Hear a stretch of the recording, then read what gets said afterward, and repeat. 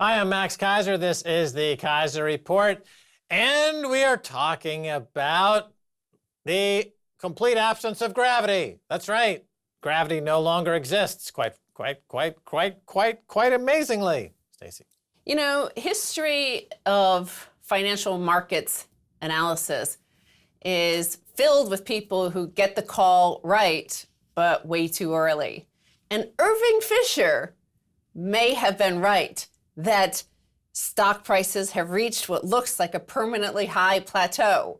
Of course, he said that in 1929, right before they crashed into the bottom of the barrel. But maybe, had he waited around for another 80 years, he would have been right. So it's all about stock prices, right? Hitting new all-time highs all the time, many times during the course of this year, fueling the Trump phenomenon. Every time his opposition tries to attack him, markets make a new all-time high. And of course, everyone likes to look at markets make new all-time highs. They like to watch football on the weekends. They like to watch baseball. They like to see teams win. It's all very basic winners and losers, and the market's winning and we're winning, and it's a very simple message, and they're making new all-time highs. And either it's an economic phenomenon or there's something else going on. And if you look at the statistics and the history and the trends, it looks like it's trading at a phenomenally overextended level, almost 100% of GDP in the stock market, which is Warren Buffett's favorite metric to determine valuation and overvaluation. If you adjust for stock buybacks, it's trading for all-time record price-to-earnings multiples, right? If you were to strip out the stock buybacks, which up until recently were illegal even to do a stock buyback. So this looks like it's at nosebleed territory, but it's been this way now for a few years, and there doesn't seem to be any stop, any stop sign in the road. It doesn't seem to be any end to this. For years, I'd say all through the 90s and the early 2000s, most people in the market still had memories of real markets, i.e. that you would genuinely, that there was no Fed to rescue everything. So since Greenspan and the introduction of the put, it took people a few years to realize that any time, even a slight, when markets go down 11 points, the Fed intervenes. So the fact is that people now are the opposite of what they used to be. They used to expect a cycle. Now they don't expect a cycle. Every participant in the market does not expect a cycle to ever be able to fulfill itself, so that the Fed will always intervene. Of course, I think that makes it probably more dangerous for when they do lose control, or when fewer and fewer actual people are participants in it. So the fact is, we know something like 85% of all stocks are owned by the top 1%. So it's not like everybody's participating. And the fact that we keep on pointing to this thing, hey, look, this magical ball of, is glowing, and this means something to you, but it doesn't mean anything to anybody. Of course, Donald Trump, this is what he looks at. He's a New Yorker. This is what defines his reality. And he says, Dow, NASDAQ, S&P 500 close at record highs. So he was super happy about it. Well, for most of the American history, there was always a competition for capital between labor and Wall Street, Main Street and Wall Street. They were always competing for capital. And during the Reagan years, the Reagan-Thatcher neoliberal period that we can look back and now look at with some hindsight, we see that when Reagan fired the air traffic controllers and he fired the gun to dismantle organized labor in America. Organized labor has been demolished in America. And the average income for Americans hasn't budged at all in 20, 30 years because they were denuded from their ability to compete for capital. Labor has no seat at the table. Labor has no seat at the central bank. Labor has been abandoned. The jobs have been shipped overseas. Wall Street now gets all the capital. They get 100% of the capital. Every dollar printed by the Fed goes directly to Wall Street now. It bypasses labor, bypasses wages, just goes to Wall Street. And furthermore, the deregulation juggernaut has continued apace now since Reagan, so that all the rules in place to try to keep excesses from developing on Wall Street have been removed. And so the question is this the end of a cycle? Is it the top of a bubble? Or are we going to see Dow Jones up another 100% over the next few years? I think everything the way it is now, you could see the Dow doubling from here because the rule of law has been obliterated when it comes to Wall Street. That's part of the doctrine put out by Eric Holder. You have unlimited money available at 0% interest, or the Fed pays you to borrow money. That's not available to anyone else in the labor market.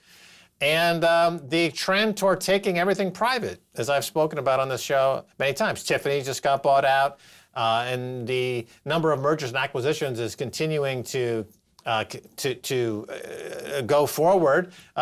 Trillions of dollars being taken off the table. I mean, if we're all playing a monopoly, then all the major pieces on the monopoly board are being owned by one or two private equity guys. And then everyone else is going to be basically in that one square on the monopoly board called jail. We're going to get to a headline about the $4 trillion pumping up these stock markets, the Fed intervening. But before we get to that, I want to quickly look at this other chart, which is the stock market seems to like Donald Trump more than any president since the 1950s. Stock market performance was number 1 under FDR, number 2 under Truman, number 3 under Eisenhower, and 4 under Trump. Of course, FDR's boom was after the crash and the introduction of massive New Deal, giving money to workers to, build up our infrastructure across America and replant trees and agriculture that had been devastated by the Dust Bowl. Number 2, Truman. He came into power in 1945, right after World War II ended. He oversaw the Marshall Plan, NATO, the building of NATO. So it was a huge works program again, i.e. pouring money into lending to Europe and also building up the military. Eisenhower, right after Truman. So again, part of that cycle of this huge money printing for the military. And now Trump, which is just a similar to FDR, but the opposite. So it makes sense that he would be in the top 4, is like we've had massive money printing and intervention, not for the ordinary person, but for the oligarchs, for the Wall Street kleptocrats. It was former chairman of the Fed, Ben Bernanke, who said the lessons he learned and the central banks learned after the crash and the depression were that they have something called the printing press. Remember, he had that news press conference and he made this statement. He said, we should have at that point just printed a few $1 trillion. And that's what we're doing now. That's all we do now. We're never not going to stop printing.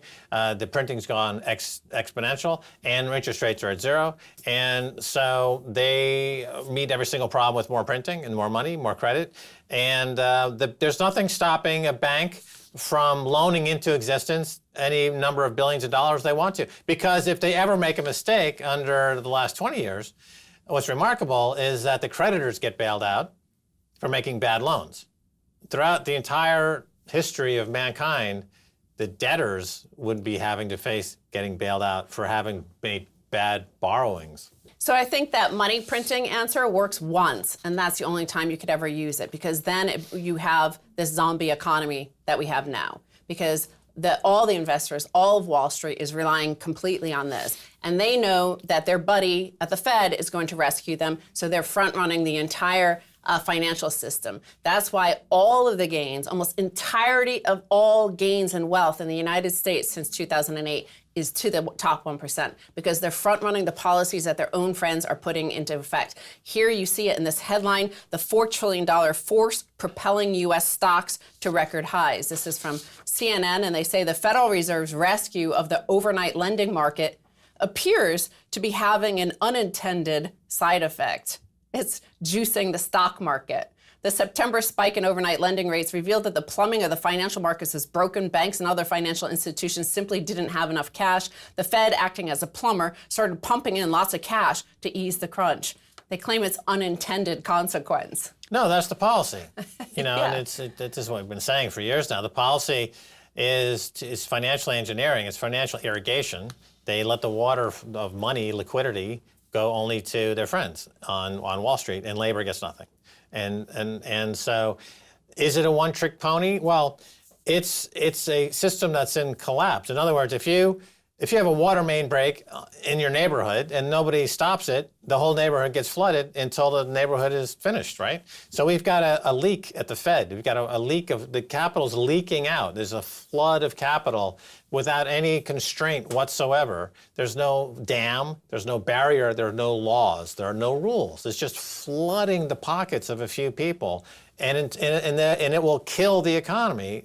It's killing the economy. The economy is dead. It's dying. This is, I believe, a trick. They're diverting the attention of the media and all participants in the market to look at the rising stock prices, because that's easy to create and manipulate. What's not easy to hide is a collapsing pile of debt or collapsing banks. So the repo markets, and you know, we don't have time to go into that here, but just Google it, research it yourself. It's getting worse and worse. And there are signs that there's some major bank about to collapse, or perhaps it's collapsing by the time this could even air. In addition to temporary cash injections, the Fed reversed course by promising to purchase bonds, a ton of them. After months of shrinking its balance sheet, the Fed vowed to buy $60 billion worth of Treasury bills per month through the spring of 2020. As a result, the Fed's balance sheet has swelled by $286 billion since early September to $4.05 trillion.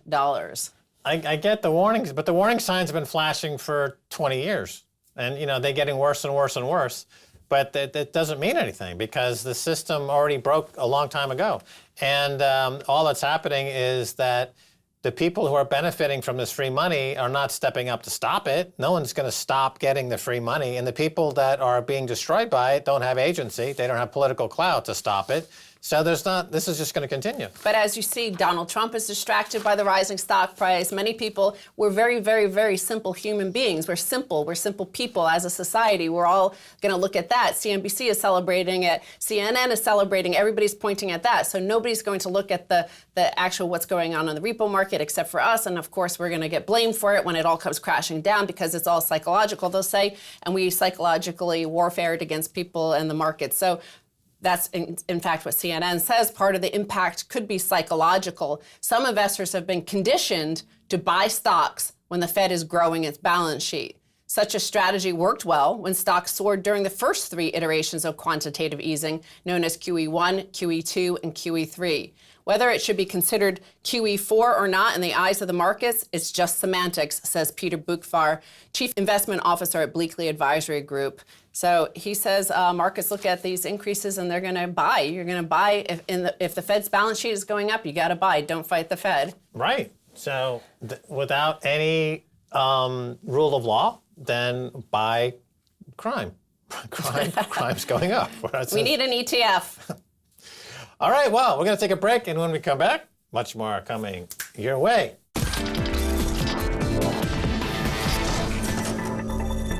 Welcome back to the Keiser Report. I'm Max Keiser. You know, back in 2012, a film appeared called The Four Horsemen, and it was incredibly popular, and it continues to be popular on YouTube this day because it outlines the big problems facing the globe, both economically and socially. The director of that film is with us right now, Ross Ashcroft. Welcome back to the Keiser Report. Thanks for having me. All right, Ross, you've just returned from a trip to New York. Any observations to make of what you saw in the greatest city on earth? We try and make a trip there twice a year to make programs because when you're a broadcaster and you go and speak to Americans, they're such brilliant orators, it makes your job a lot easier. So we interviewed some really excellent people. One of the things that was really striking for me, well, two things. Firstly, the infrastructure around New York really needs some attention. And it doesn't seem that that it's getting that. Now, whether that's political will or just misallocated capital, well, you know, but firstly, the infrastructure is tired. Second thing is the poverty rates that I've seen a noticeable difference over the last 12, 18 months. And also seen a noticeable difference with empty units. I know retail is getting a battering, but it's more than that. So they're the three things that I saw. But what I would say is the food's amazing. The people are absolutely spectacular. And the customer service, well, when you come back to London, having had that customer service, it's very difficult to acclimatize. Now, what's interesting is that in New York City, you have projects like the High Line, which is on the west side of Manhattan. They converted an old rail track that connected warehouses in the meatpacking district to a public park. And they spent about $1 billion doing so. And then all the real estate along this 25 block stretch on the west side of Manhattan, the Lower West Side, has been bloomed and turned into multi-billion-dollar developments. There's been a huge boom. Of course, after 9/11, the downtown area in the Wall Street area has had multiple building projects. There's a huge boom. There are the Billionaires Row on Central Park South, which has the more billionaires in one building probably anywhere else in the world. That is a boom. But at the same time, the subway system is in decay. It's falling apart. They can't seem to build any decent subway. Public transportation is in disarray. So it seems like it's an encapsulation of what's going on in the rest of the country and the rest of the world. There's a concentration of billionaires at the top, and they've got luxury penthouses in the sky. Everyone else seems to be, there's no funding. There's no funding for transportation. There's no funding, et cetera. Is that a fair assessment, you think? Yeah, absolutely. And look, you're the guys that birthed a guy called Henry George, and he talked about the land question. There's exactly the same thing happened in London with the Jubilee line. And as soon as you put public infrastructure in place, which is paid for by the taxpayer, what you do is uplift all the land values that piece of public infrastructure serves. Now, if you want an example of doing it properly and doing it well and having the infrastructure pay for itself, Hong Kong did it by using land tax. Now, if you're not going to tax unearned increment, the uplift in land values, you're going to get a billionaire class like you've got. And as Bernie Sanders says, every billionaire is a policy error. Well, if he wants a area to focus on to reform the tax system to capture the unearned increment and then socialize those rents, then infrastructure is exactly the place he should look. Right. You mentioned Hong Kong there. And of course, up until 1997, it was part of Britain or some kind of state of Britain. And then they achieved independence. Now you've got a situation there where they've had enormous wealth. They've had property prices booming. But now you've also had social unrest, and you've had an enormous pushback by folks on the street. They just had an election. 75% of the seats are now held by the democracy movement. What do you see happening in Hong Kong? Again, it's a good what we call the global insurrection against banker occupation, or GIABO. Is this a flashpoint in the global struggle of the people versus the banksters, Ross? Yeah, but look, it's happening everywhere. So the sign in Chile, the famous sign that the woman was holding, was saying neoliberalism was born here and this is where it will die. Once you've got a neoliberalized economy, you then start to get the billionaire class, and all the socioeconomic indicators go in the wrong direction. Because we know that Milton Friedman and the Mont Pelerin Society and the neoliberals have foisted on the world this ideology, which is inherently anti-human, but it's very pro-banks, as you say. So as soon as you get a neoliberalized economy, you're going to get this ongoing for decades. And Hong Kong is just one canary in the mine. Chile is another, across South America. And remember this, that what we're seeing in Hong Kong is really pushed by the mainstream media, because they have a narrative, they have an editorial line, and they want people to see those protests. Notice how few protests you see in Paris, for instance, with the Gilets jaunes. Again, they're protesting not a fuel hike, they're protesting neoliberalism. They don't want this anymore. Why? Because they're living paycheck to paycheck and their quality of life is not improving. The media will trumpet one set of protests, ignore another, because it suits their agenda. Right. You mentioned Chile there. And of course, they also have a 9/11, and that was 9/11 back in 1973 when their democracy was overthrown by basically a U.S.-led coup, and neoliberalism, or the doctrine of Milton Friedman was introduced. And this was really a monetarist school of economics that you just tweak the money supply and somehow this leads to growth.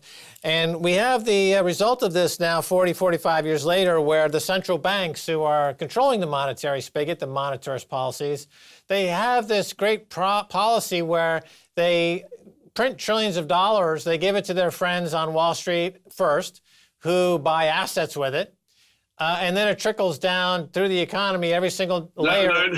No, it doesn't. What? No, it doesn't. Well, what I was going to say was that it has the effect of becoming available to other parts of the economy, but at higher interest rates. So if I get a payday loan at 3,000% annualized return, it started off as a 0% loan to a billionaire on Wall Street. But to your point, the money doesn't trickle down. As a matter of fact, the money velocity, which is a kind of a measure of how much the money is trickling down, is at historic lows. It's almost at zero. And we see a lot of distress in these financial markets. What do you have you been following the repo market? The New York Fed is bailing out the market, it seems. It seems like QE4. They're just not calling it QE4. It's multi-$100 billion programs every week. Not allowed to call it QE. Well, not allowed to. Well, what do you make of the repo market? This is the organic growth of a centrally planned balance sheet, not QE. I tell you what it is. It's QE infinity, because like Pringles, once you pop, you can't stop. And you are in the US and the UK, across developed economies, the Japanification is intensifying. And we have in Four Horsemen, we talk about Hollande, who was ousted and killed in Chile, and then Pinochet put in place. And soon after that piece in the film, which, as you rightly refer to, is the first 9/11, Chomsky covers it in our film.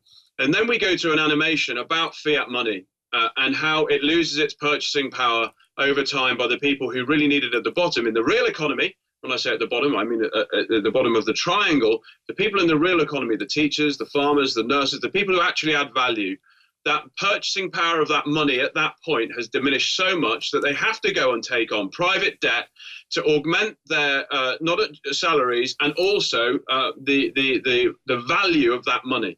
So those people at the top of the pyramid, the guys that you mentioned, the bankers, the central bankers, etc., giving it to their friends, they have it's not even a head start or an advantage. It's total monopoly. And it's ironic, isn't it, that Warren Buffett, who often refers to gold as the barbarous relic, isn't it interesting that throughout his career, he has been the recipient of this money right at the top as it comes out of the spigot and then deploys it in different areas of the economy. It's no coincidence that he's sitting on the cash pile that he's sitting on now. Why? Because very simply, the game is rigged. So Warren Buffett, he's got a big cash pile of $140, $150 billion or so. He's got nothing to do with it. You know, a statistic just came out recently that just under $5 trillion is sitting in bank accounts yielding zero because nobody knows what to do with it. There's more money. This is the classic liquidity trap. This was always going to happen. You know, and this money is stagnating. And I actually came out of a meeting today talking to a bunch of investors in London, and there's a lot of American money now chasing any kind of deal. They're not even really doing the due diligence. They just want to deploy capital because they have to. And that means that really bad ideas get funded. And this is classic. You know, this is misallocation of capital, not only in a QE, well, right back to the crisis. Instead of letting banks go bust and clearing out the deadwood, what we did is we propped them up. And again, now, and from that moment, from that decision to now, we are going to continually misallocate capital week in, week out. And the repo market, back to that, is just a canary in the mine. You know, and of course they can't call it QE4 because the markets would tremor. But everybody knows, and it'll work until it doesn't. You know, in your film, The Four Horsemen, it's kind of like in fictional television, we have shows like The Wire or The Deuce, where they show multi-dimensional aspects to a problem. In The Four Horsemen, which came out in 2012, you're showing the multi-dimensional aspect of this. So the bankers do what the bankers do, but they can't do it without what we now know Jamie Dimon is involved with per the recent filings and prosecution, a racket. There's a racketeering amongst all the elites in the political, the banking, and the media class are involved in a racket, Ross. Yeah, and look, as I said, it works until it doesn't. I mean, here in the UK, in the US, the systemic fraud and the malfeasance that has gone on is simply staggering. We're working on a program at the moment with Renegade Inc., and we're uncovering an epic fraud with one of the banks over here, working with one of the police and crime commissioners. And when you tell people, and we're working with the lawyers on it, they just simply don't believe you, because the scale of this is unfathomable. But that is the business model now. That is the asset stripping, the political favors, the getting in bed with various political parties to be able to milk the financial system for your gain, rent seeking, changing laws. This is now apparently business as usual. And obviously it's not going to end well. Obama, he doesn't get away scot-free, by the way. He had that meeting with those bankers and he said, listen, anything standing between the public and you, and pitchforks basically, is me. And that was him. And what did he do? He decided to bail out Wall Street, not Main Street. Massive mistake. And we're still living with that, the consequences of that now. That's why, one of the reasons why inequality has gone through the roof. Wow, just like the Four Horsemen, I'm mesmerized by your expertise. I must hold you on for another segment, if that's okay, Ross.